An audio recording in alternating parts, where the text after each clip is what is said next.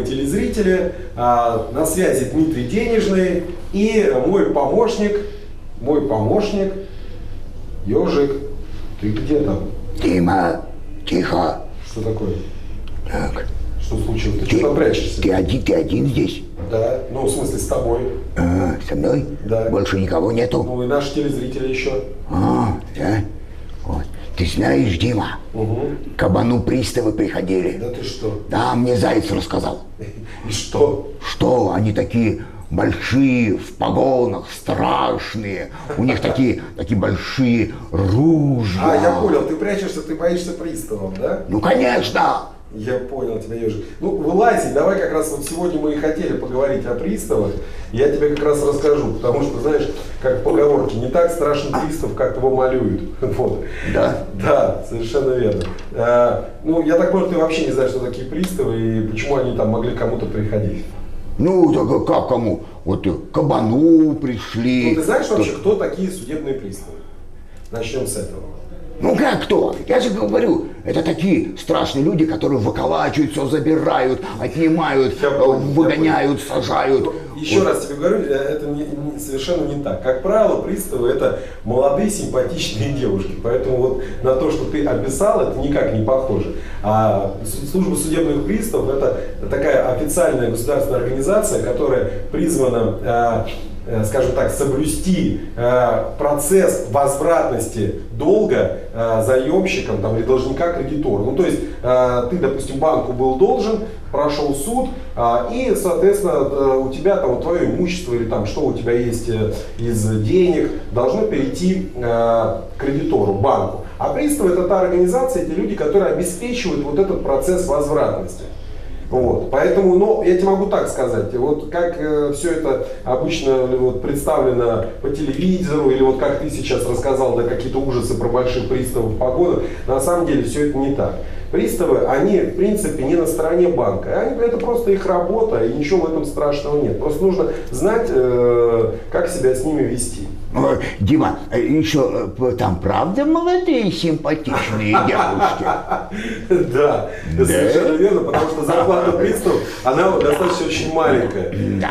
Как правило, там работают девушки после института, то есть для того, чтобы получить стаж, чтобы уже дальше там куда-то двигаться по карьере. А с ними как-то можно познакомиться? Нет, ну, если в нерабочее время, то, может быть, они и познакомятся. Ну и в рабочее время они с тобой тоже могут познакомиться, если у тебя пойдет просрочки по кредитам, будет суд, и, соответственно, ну, они к тебе сразу сами не придут, я тебе могу так сказать. Да? Да. Они тебе сначала пришлют повестку. Причем, чтобы приставы пришли к вам домой, таких повесток, ну, не знаю, штук 10 должно, 20 прийти, потому что у приставов очень-очень много дел в работе, и каждому ходить по квартирам, там, знакомиться, у них просто на это нету времени. Поэтому... Так к кабану приходили девушки познакомиться? Да, я так думаю, что да. Кабана? Смысл в том, что вот самый первый совет я тебе поэтому в связи с этим даю, что пристав бояться не нужно, и если прошел суд и пришла вот такая повестка от приставов, то не нужно от них прятаться, они не страшные, а очень-очень даже симпатичные, поэтому первый совет, лучше самому прийти к этим приставам. Да, они будут рады.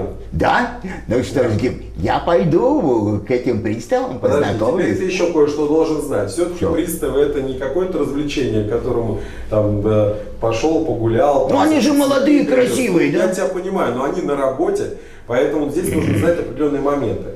Во-первых, пристав может арестовать твое имущество не только по адресу регистрации, но и по адресу фактического места жительства и по адресу фактического нахождения, что делает возможным арестовать имущество как и у тебя, так и у твоих друзей, родственников и знакомых. И потом они в суде будут доказывать, что это не их, разыскивая всевозможные чеки с фамилиями, что это они приобретали. Представляешь, какую сладкую жизнь ты можешь устроить всей своей родне? Это во-первых. Во-вторых, надо к теще направить, да? Вот повеселимся. Во-вторых, получается такой момент, что приставы могут отменить все сделки купли-продажи, которые были в течение 12 месяцев предыдущих с момента возбуждения исполнительного производства. Ну, иными словами, вот прошел суд, появился вот этот исполлист, да, по которому ты должен имуществом свое отдать банку. И вот, а полгода назад ты, предположим, свою дачу кому-то продал. Типа продал, чтобы все это дело спрятать. Так вот, все это могут отменить и обратно вернуть. Поэтому если ты даже 11 месяцев назад продал свою машину, то и все равно могут это все отменить и обратно эту машину забрать. То есть вот еще про то, что многие не знают. И, кстати, по поводу бытует мнение, что с единственного жилья выселить не могут, арестовать не могут. Ну, выселить да. Если у вас единственное жилье и кредит был беззалоговый, то есть это была не ипотека, то действительно вас выселить не могут. Но арестовать это жилье могут. А это значит, что вы не сможете его ни продать, ни обменять. А если даже по наследству будете передавать, то все это перейдет вместе с долгами. Вот эти вещи нужно знать все-таки. Да. Поэтому у меня к тебе второй есть такой совет. Да. Можно, конечно, спокойно ждать, сидеть, пока придут приставы описывать у твоих друзей или родственников и у тебя имущество, а можно обратиться в специальную компанию, где на абсолютно законных основаниях тебе помогут защитить свое имущество. Фактически тебе дадут документ, что-то вроде договора аренды, и вот этот документ тебе нужно будет показать судебным приставам, когда они к тебе придут. По сути, они к тебе приходят, находят все твое имущество, а это имущество не твое, а все это у тебя в аренде. Ну, например, кабан тебе сдал в аренду все. Все, и, соответственно, так как это не твое, есть соответствующий документ, то ничего у тебя не изымут.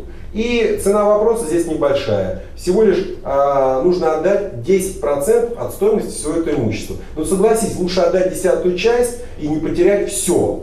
Или можно, конечно, и не отдать, да, но ты же знаешь, что скупой платит дважды, трижды, а то еще больше. Так. Тем более это единоразово всего лишь. Ага. А где найти эту компанию? Ну, про эту компанию я тебе уже рассказывал, а те телезрители, которые в первый раз смотрят, могут написать нам с Ежиком, и обязательно подскажем о отделении этой компании в вашем городе.